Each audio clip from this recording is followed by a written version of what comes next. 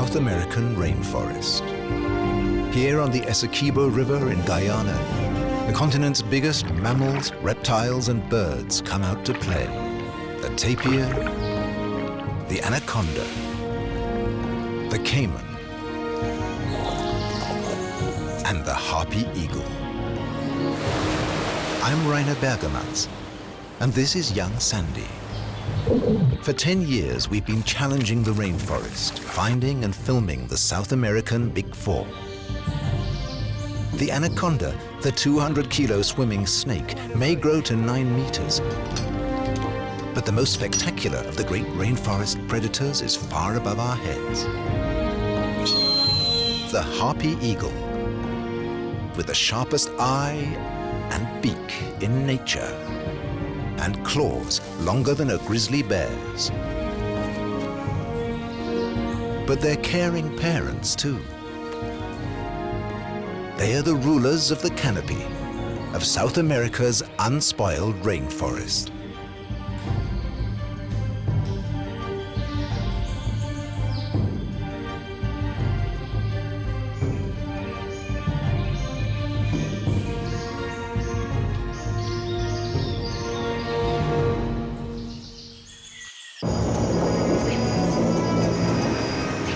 We're on our way up the Essequibo River. Deep in the forest, heading to the domain of the harpy. This eagle needs a territory 10 kilometers square. That only comes far from humans.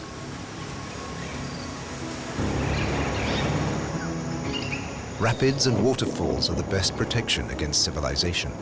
They make the river useless as a highway.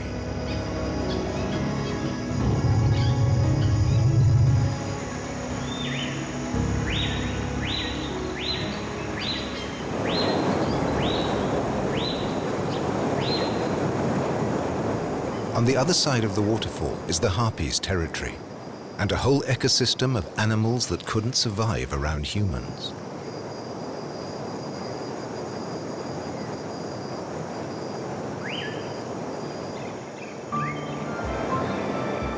The only way to get there is over hundreds of meters of rock steps. It looks spectacular enough now, and this is the dry season. When the rains come, this will be an impassable, raging torrent.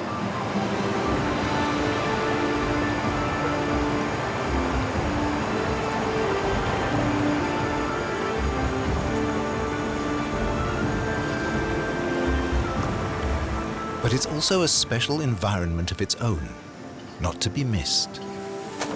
It's home to tiger herons, having a wonderful time fishing in the pools. In the gaps between the waterfalls lives spectacled caiman, so called because of the bony ridge over their eyes. In the right light, it looks like the frame of a pair of horn-rimmed spectacles.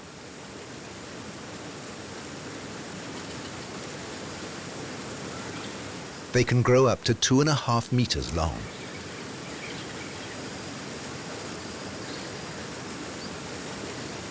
The fish almost jump into their jaws.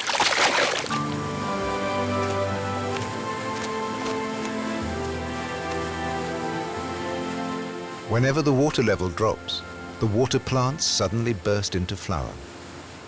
They may have only days to be pollinated and produce seeds before the water rises again. Then they must cling onto the rocks and hope they're not eaten by the pacu. These big vegetarian relatives of piranhas live only in these quiet pools amongst the rapids.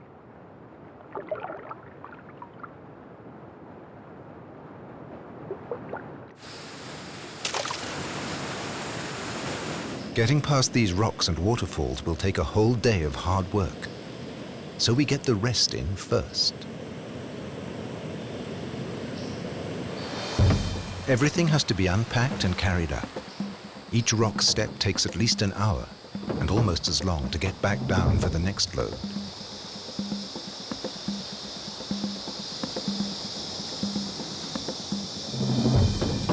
The last load is the boat itself, all 200 kilos of it. Young cuts logs as a bit of ancient technology.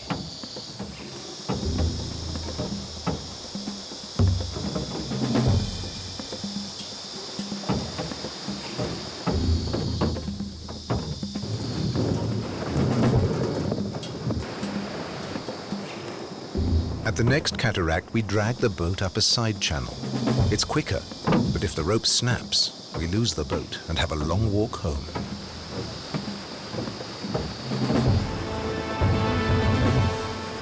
It's taken us all day to climb 30 meters.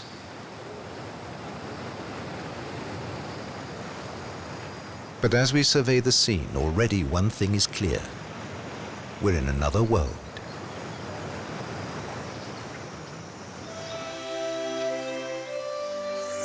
This family of giant otters has been attracted by the variety of fish in the pool.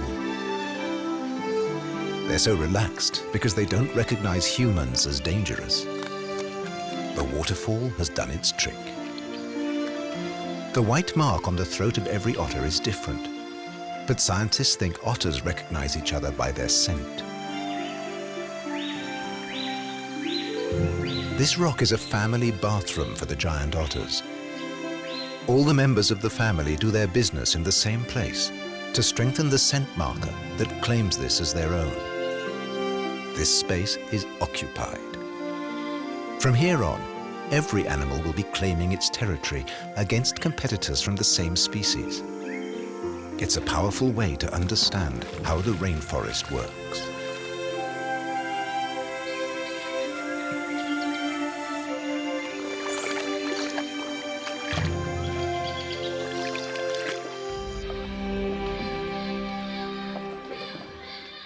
Above the waterfall, the river splits into many narrow channels. Lianas and branches crowd over the water and make the going tough.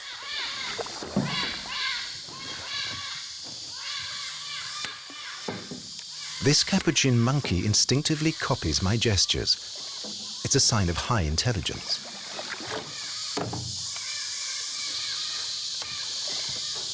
In nature, these monkeys even use tools. Just as for us humans, imitation is a vital part of learning and becoming one of the community.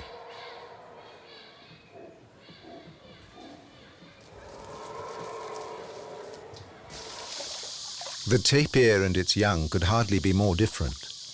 Almost blind, protected by their sheer bulk, these mammals live in their own world of sights and scents.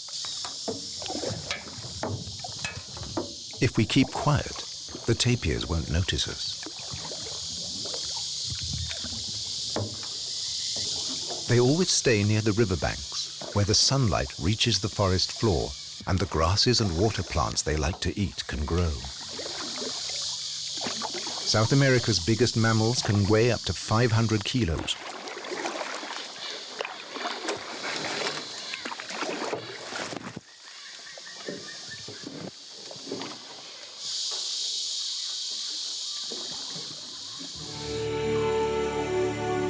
"40 meters above us is the canopy, and beyond that, the open sky, realm of the animal we've come to find and film.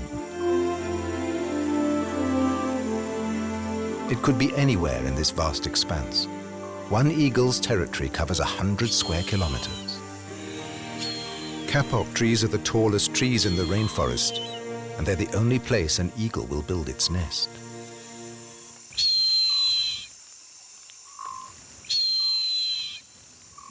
This is what we have come to see. We filmed a mating pair once before. The female is bigger than the male and twice his weight. It's an unmistakable signal that she's ready, but he hesitates. Harpies only give birth every 2 or 3 years because they have to look after the fledgling for more than a year before it can fly free.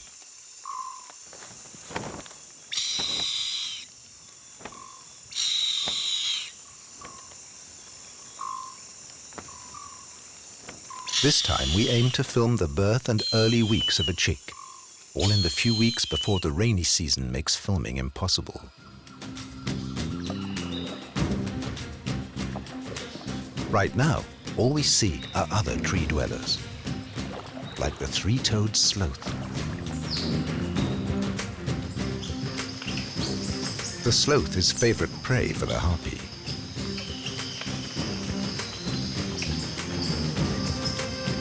And so are squirrel, and capuchin monkeys. The difference between them is that the sloth will have less chance to get away.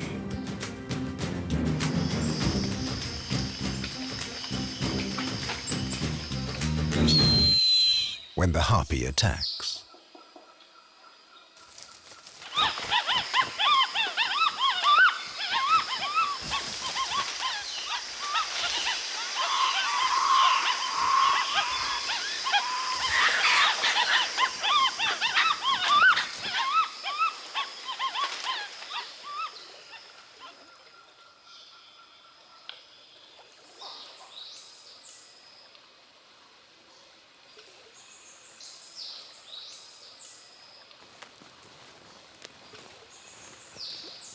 This female harpy has killed a sloth and carried it down to the riverbank.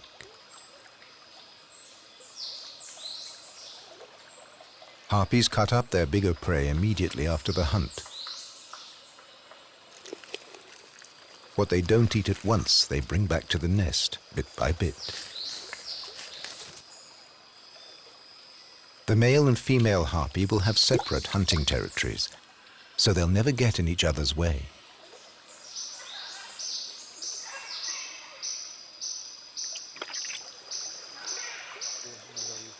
But this female doesn't seem to think much of her kill, and she doesn't stick around. Let's make camp here. Okay. We've sighted the eagle. So far, so good. The next task is to find her nest.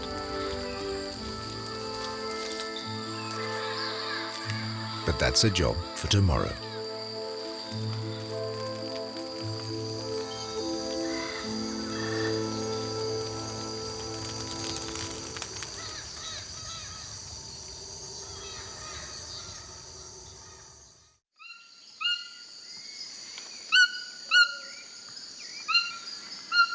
The toucan wakes us with the message that it's time to rack up the expedition. Time to go vertical. We need a tree that's higher than the rest to use as an observation platform to find the harpy. So we stand on the second, or close to the two of them. Yeah. Okay. And then we tie the rope down here somewhere. We've done this 1,000 times. First, you shoot the fishing line with the crossbow.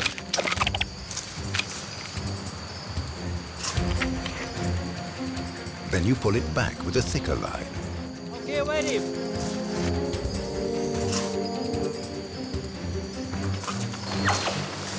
Now you draw a climbing rope over the high branch and attach it to the next door tree.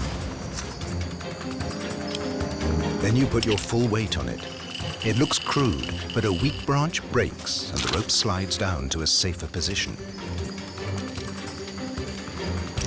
These padded harnesses are the ones used by rescue services.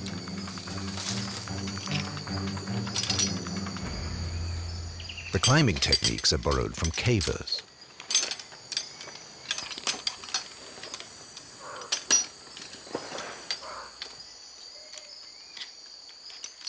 I go first to clear the way.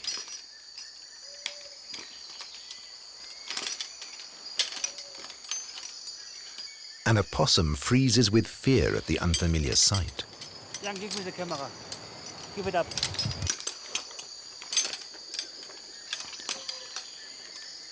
That's when I notice she's carrying a baby on her back.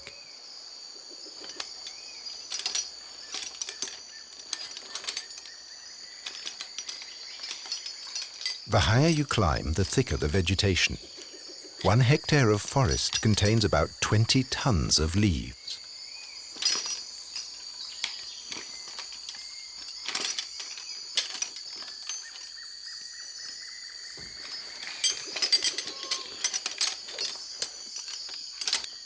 This will be our base for the next few weeks, among the moss and plants clinging to the branches for their share of the sunlight.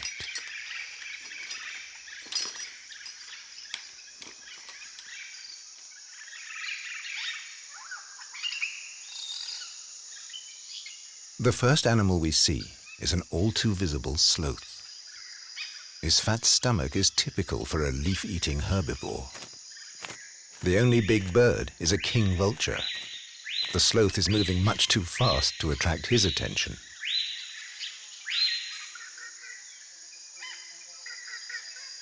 He's only interested in smelling out rotten meat, a bit like that strange piece of flesh on his beak. Nobody knows what it's there for. And suddenly the harpy arrives. Apparently she finds us interesting.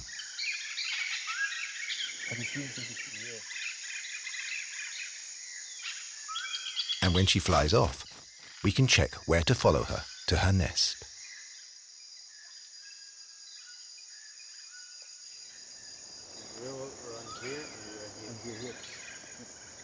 To the mountain.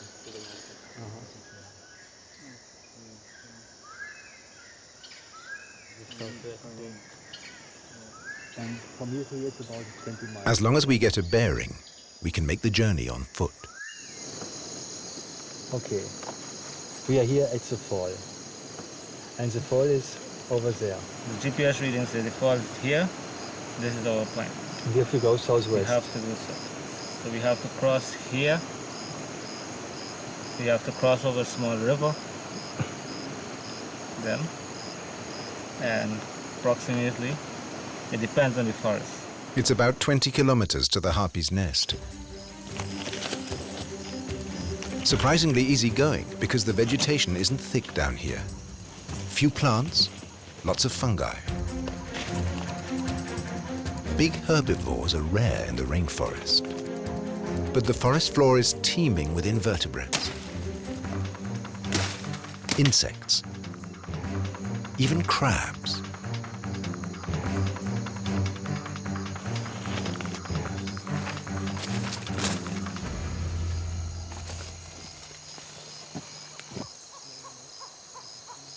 The rainforest is mostly flat, but in the rainy season the river has carved a deep gorge here. The climbing ropes come into service for some abseiling.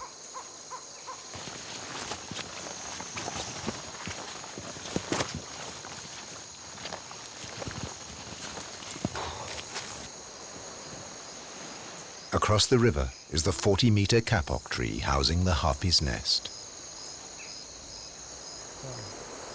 Too late to cross tonight. By 6, it'll be dark.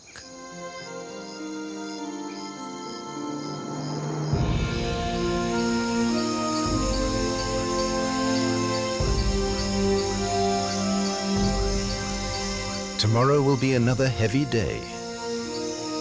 Time to get some rest.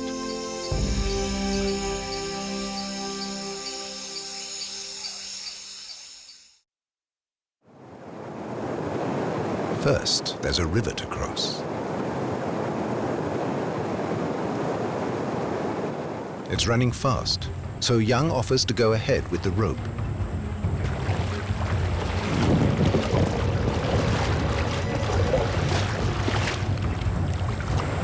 I can have the easy job of following on with the waterproof packs.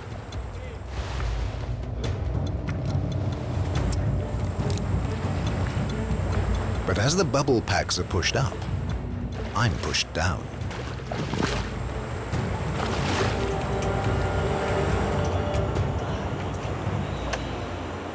That was harder than expected. And now we still have to climb.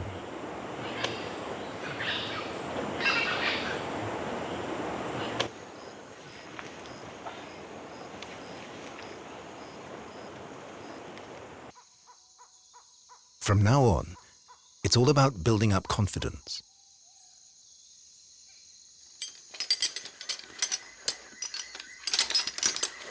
The harpy female has to get used to us. She'll leave her nest and watch for a while. She has no experience of humans, so she has no reason to see us as a threat, yet. But if she changes her mind, her claws could inflict a terrible injury. Harpies have the reputation of protecting their nests very aggressively. We climb up to a side branch of this gigantic tree to keep our distance.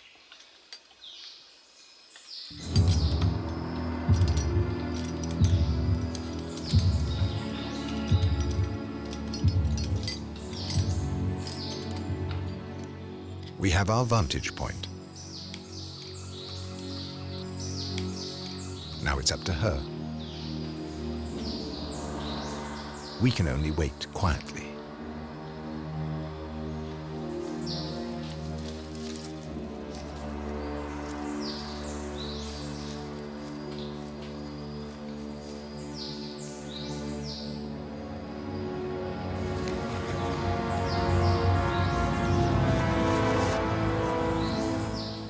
Finally, she flies back to her nest.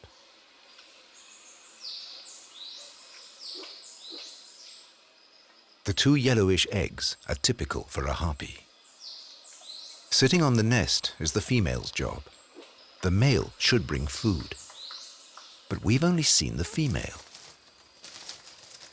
The rest of the day, she broods on the eggs. And as night falls, there's still no sign of the male.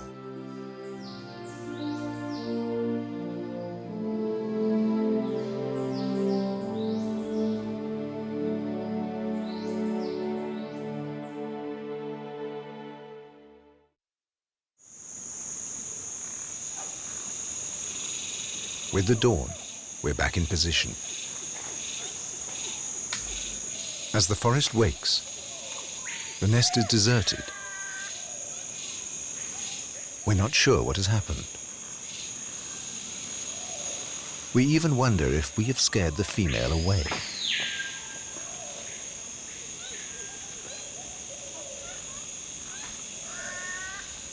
This isn't quite what we expected.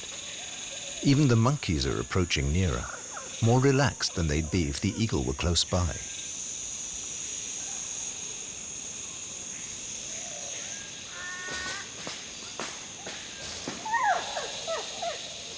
When she suddenly returns and settles on the eggs, she immediately calls for food and for the male.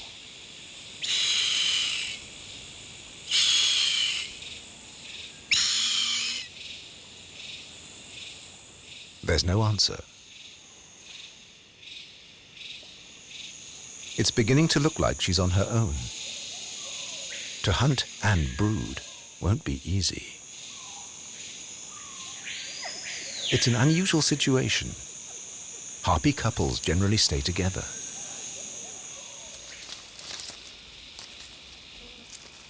Her instinct tells her to stay in the nest and look after the eggs.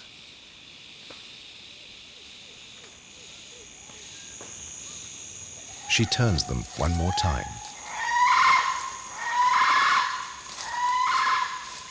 And settles down. She'll be here for hours. It's a chance for us to take a closer look at the canopy. The rainforest is divided into vertical layers, with the canopy the highest and most active. Many species are specially adapted to life here and never touch the ground in their lives. The giant maki frog lays its eggs in rolled-up leaves overhanging the river. The tadpoles fall into the river, where they become frogs and climb back into the trees.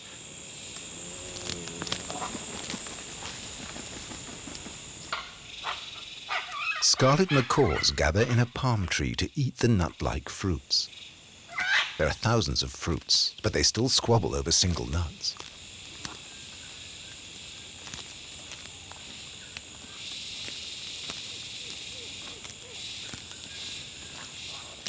They find plenty of nooks and crannies in the crowns to build their nests.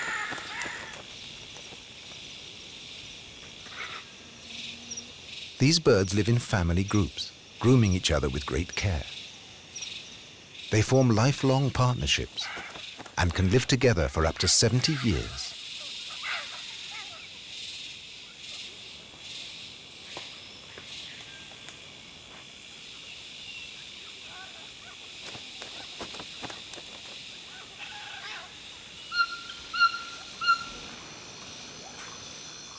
Toucans live at the very highest points of the trees.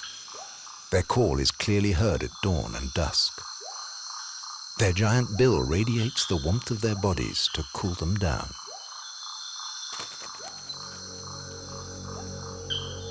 There are predators here too.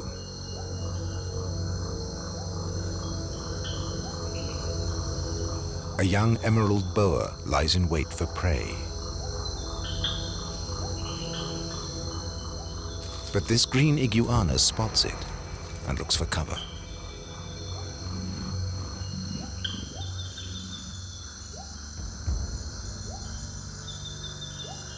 Here in the canopy, the camouflage of both hunter and hunted can be almost perfect.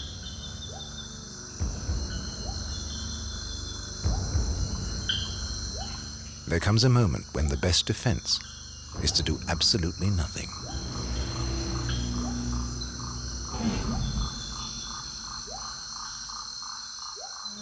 The lizard can escape this vine snake too.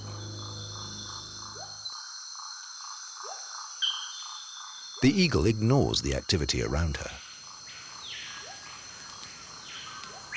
A group of Guyanese howler monkeys approaches, on the lookout for young sweet shoots in the canopy peaks.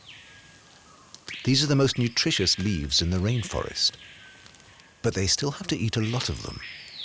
And howlers have grown so big, up to 10 kilos, in order to digest them. And they need time for that, lying idly in the trees.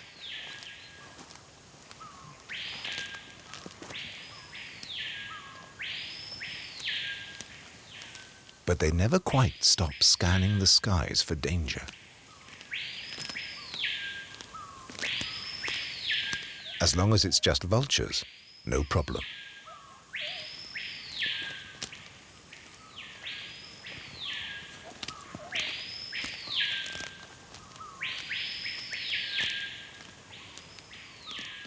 Back in the nest, the harpy seems to be surviving on old scraps of maggot-infested meat.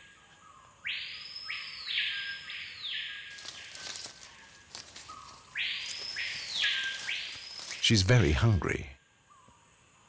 Normally, the male would bring her food every other day.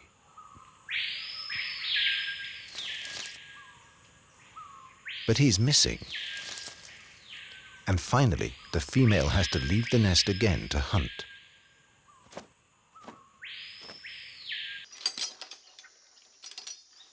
I leave too, to explore at ground level along the riverbank. Taira mark their territory with feces. There's a variety of old and new feces here, so they're probably not far away.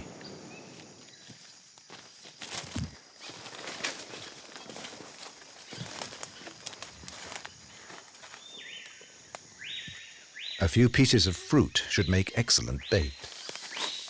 Taira will eat anything: small vertebrates, insects, reptiles, birds' eggs, and sweet fruit.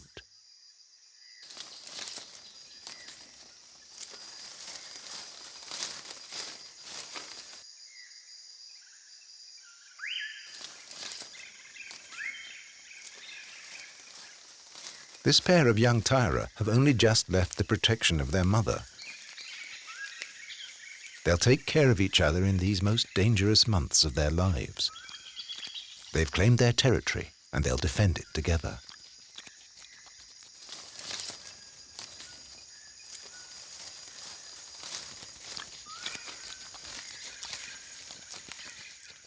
Up in the canopy, Young waits for the harpy's return. The Taira get up here too, attracted by some new scents and objects. Lianas are their own private pathways through the canopy. All Taira are inquisitive and acrobatic, with their long tails and broad, gripping paws. Some are more confident than others.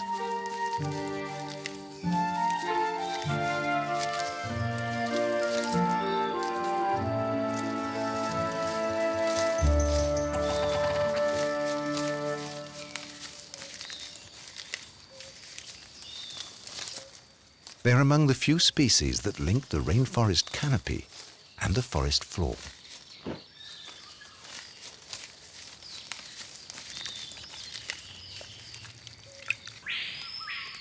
The shaded forest floor is the realm of the detritus feeders, the detrivores.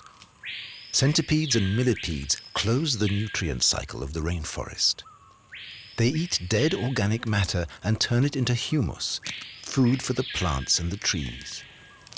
In their world, the top predator is the horned toad. It eats anything that fits into its wide mouth. The giant armadillo eats almost nothing but termites and ants. It digs a little burrow with its 20-centimeter-long claws, where it sleeps during the day.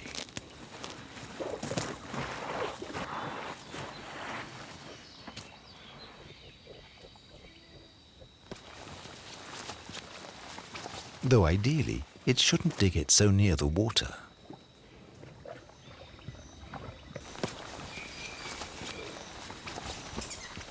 Giant armadillos are mammals. They grow to 1 meter long and weigh over 30 kilos. They have more than 100 vestigial teeth in their mouths, more than any other mammal, but they barely use them. When they're not hunting insects or worms with their long, sticky tongue, they prefer to keep hidden.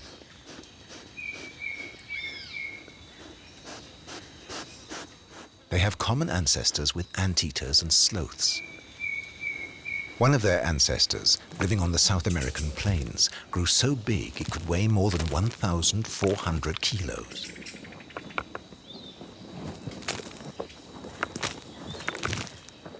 Giant armadillos are nearly blind and sense danger by their sense of smell.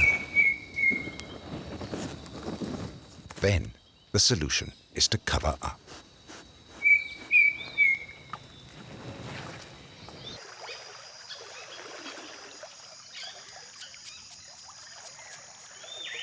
Big cats like pumas need vast territories in the rainforest. Some of it needs to be on the river bank, where light encourages plant growth that attracts the herbivores it will hunt, like these capybara.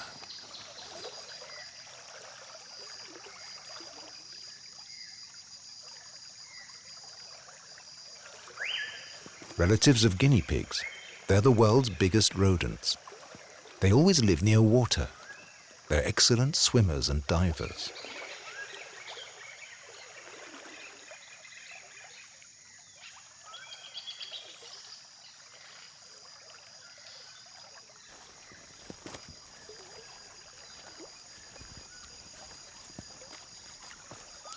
And their swimming skills will save them.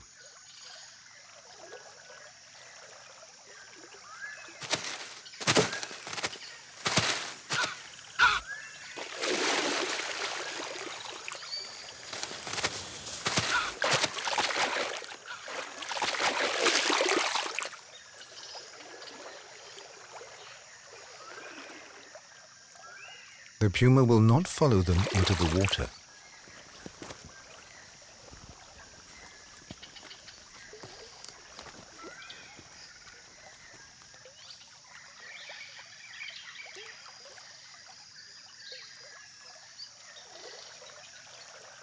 Pumas very rarely catch capybara.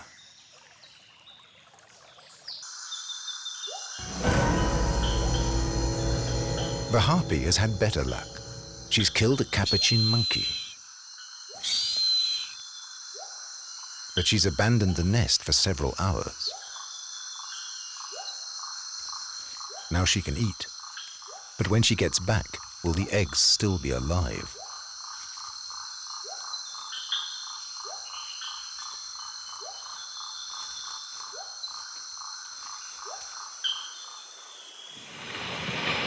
Down below, I've spotted a tapir, South America's biggest mammal.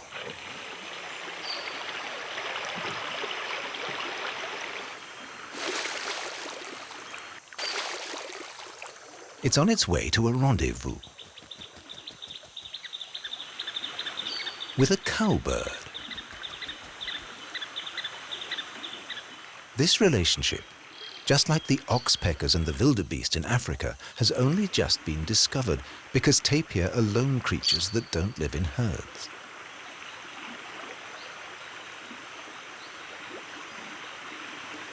The cowbird cleans the tapir's tough skin, eating whatever sticks to it.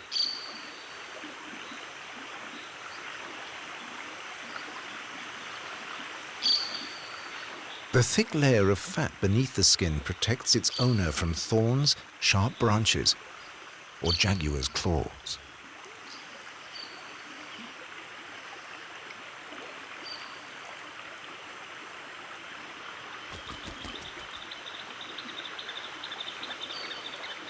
When it's finished its grooming, the tapir returns to the bank to find food.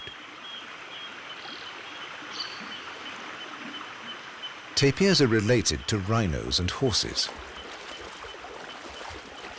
But one big difference is in the way each of its toes forms its own small hoof. This spread foot is ideal for walking in the mud along the riverbank.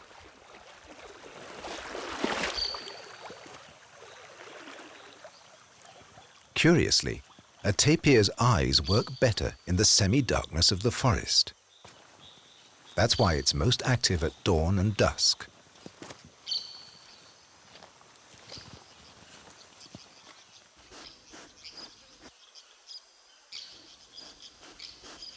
But how does the tapir manage to feed his 300-kilo frame here on the forest floor, where the vegetation is so sparse? Even the tiny leafcutter ants have to climb high into the canopy to collect delicate leaves from the crowns of the trees. They won't eat them. They store the leaf fragments underground, where highly nutritious fungus forms on them.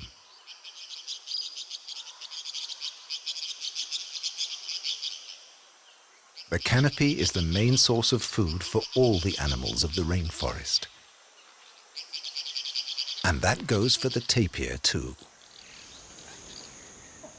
The tapir can't get up here, but the monkeys and gravity do the work for it. Monkeys are constantly climbing through the branches looking for the sweetest fruits. Anything they drop, or anything that ripens and falls before they get to it, is a vital source of sugar and vitamins for the tapir.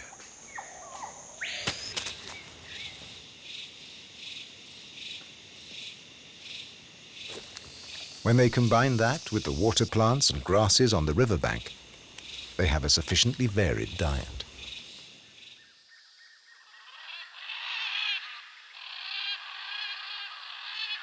Now Young and I take it in turns to watch the harpy's nest.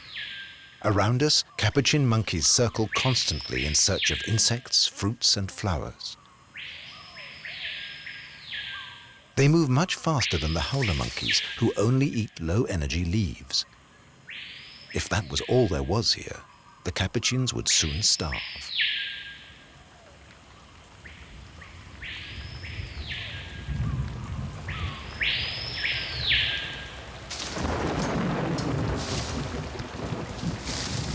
When a tropical storm comes, the canopy gives a surprising amount of protection to animals on the forest floor, but very little if you're in the crown. Time to descend.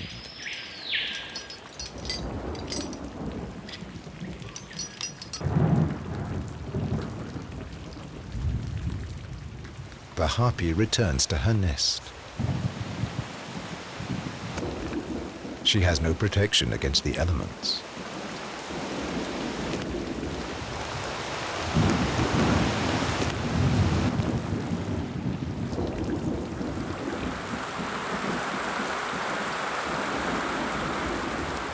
At least she gets to drink the water that runs off her feathers into her beak.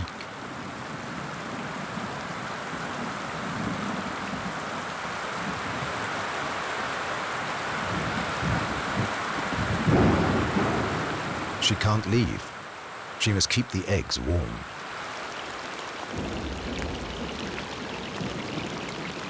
This is an isolated storm, but it's a sign the rainy season isn't far away.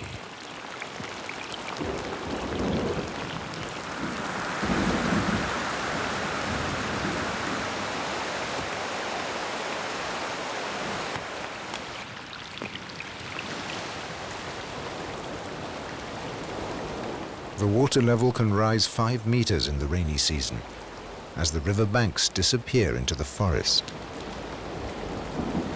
Some of the rocks vanish too. But the waters don't become any easier to navigate. Waterfalls and whirlpools can still destroy any boat.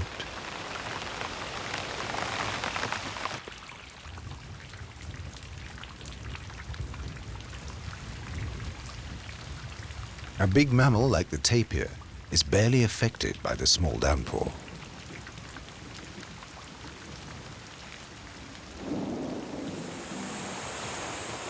And an eagle can shake off the raindrops.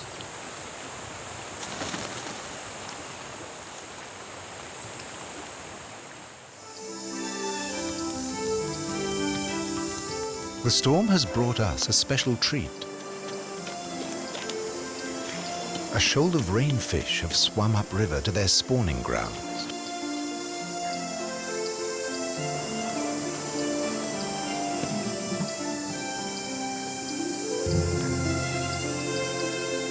This means a feast tonight, but it's also a warning.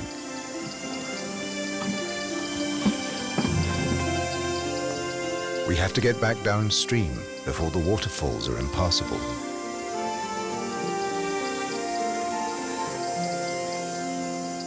Time is running out. So what's the Harpy Eagle young? I don't know what to do. Oh yeah, maybe we'll get him in a few days. So let's give us 1 week more or so. If the rainy season is close,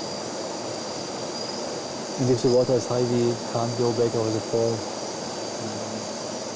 And the area is going to be flooded. You can't really go into the forest for another week and see what's going to happen. Yeah. I guess too, another week. One more week to film a hatching chick.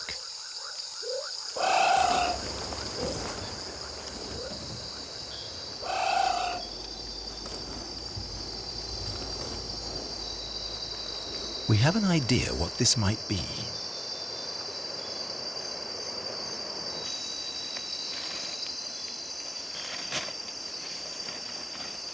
Time to use the night vision camera.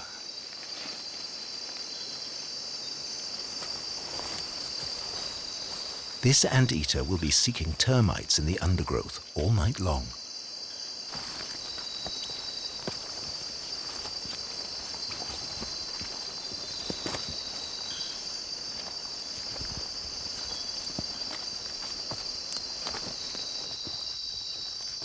On the way back, our torchlight picks up an emerald boa.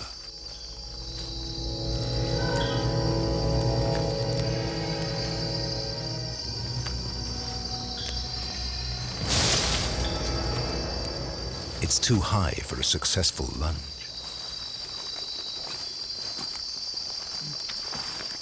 But Young is watching the ground.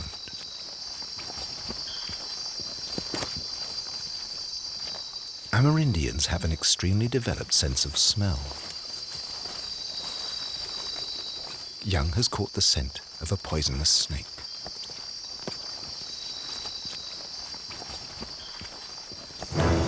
The fer de lance is the most poisonous snake in the rainforest. Fatal to humans,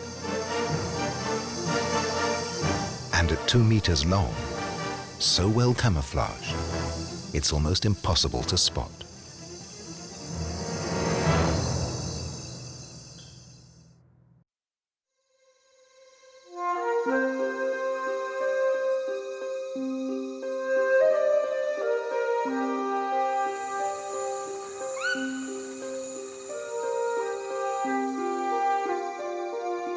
Since last night, this anteater has probably consumed 30,000 ants and termites. His sticky 60-centimeter tongue wheedles the insects out of anthills, holes, and rotten timber. Each individual insect barely offers any nourishment. That's why he has to eat thousands. But he's always careful not to completely empty a nest.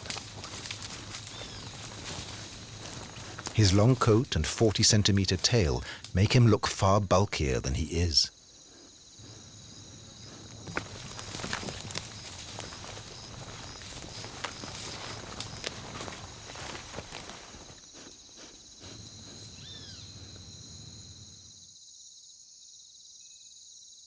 His tail makes a fine blanket for his daytime snooze.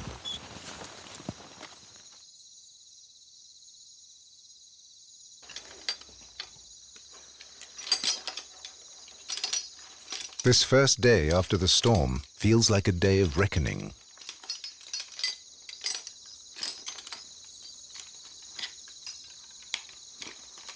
What will we find?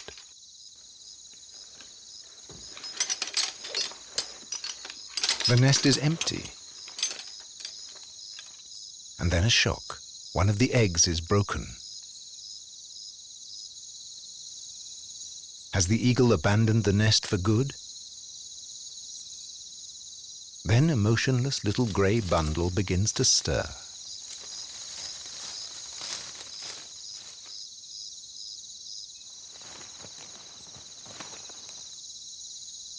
The chick weighs about 80 grams at birth, about twice as much as a baby chicken.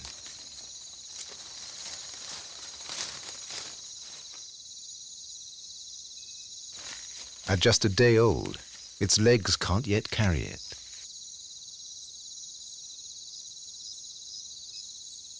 We're still a little concerned that the mother is nowhere to be seen. Eagles tend to keep to the same flight paths, so we know where to look out for her.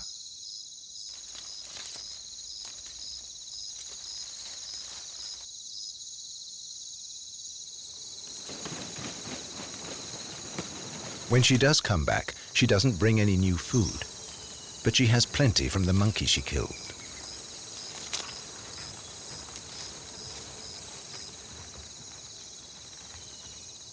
For a while, she seems to do nothing.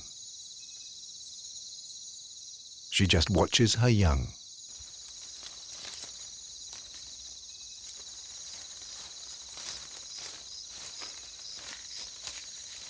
Then she starts tentatively to feed it.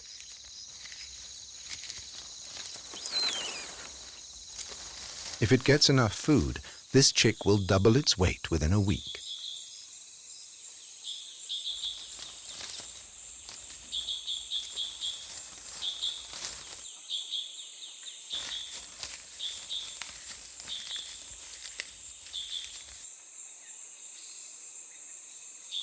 Right now, it's 100 times lighter than its mother, and she will have to feed it for the next 10 months. No easy task for an eagle couple, let alone for a female on its own, because the chick's hunger will grow with its size. Even now, the pieces of meat she supplies are hardly big enough.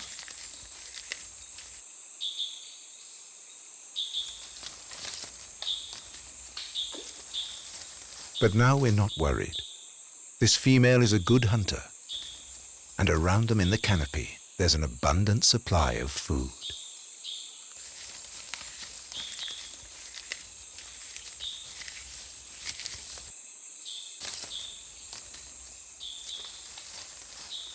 The future of a new harpy generation is assured.